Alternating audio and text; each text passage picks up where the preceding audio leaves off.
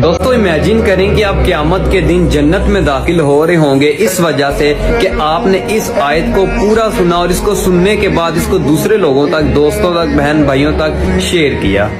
अल्लाहु ला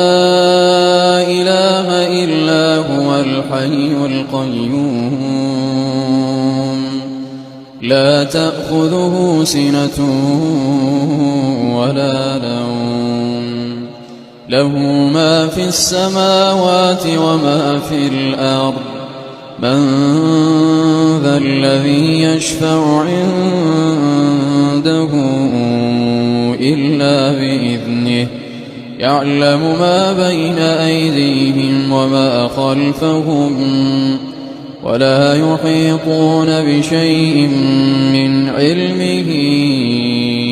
إلا بما شاء وسع كرسيه السماوات والأرض ولا يئوده حفظهما